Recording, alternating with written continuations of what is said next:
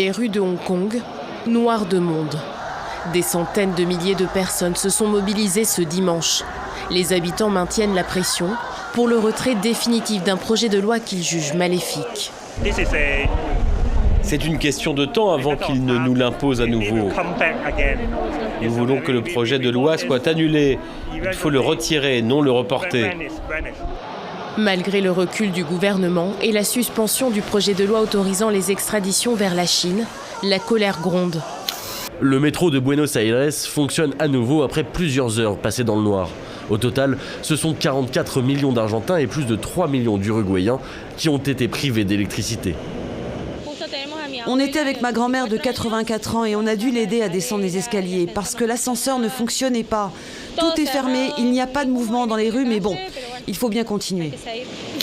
Le drapeau israélien et le drapeau américain flottent au vent, côte à côte sur le plateau du Golan. Donald Trump a reconnu officiellement que cette zone appartient à Israël. Pour le remercier, Benjamin Netanyahou a nommé une colonie du nom du président américain. Nous faisons un pas important vers l'établissement de la colonie Trump. Elle porte fièrement le nom d'un grand ami d'Israël. Le Golan, je vais le répéter, écoutez bien, le Golan a été et sera une partie intégrante de notre pays et de notre État.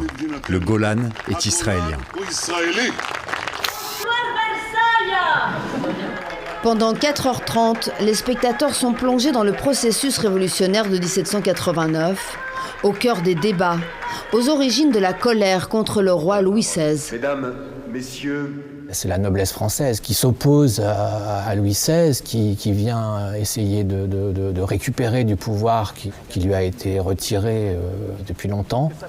L'histoire se répète, ça c'est très très étonnant. C'est-à-dire que c'est une histoire qui s'est passée il y a plus de 200 ans.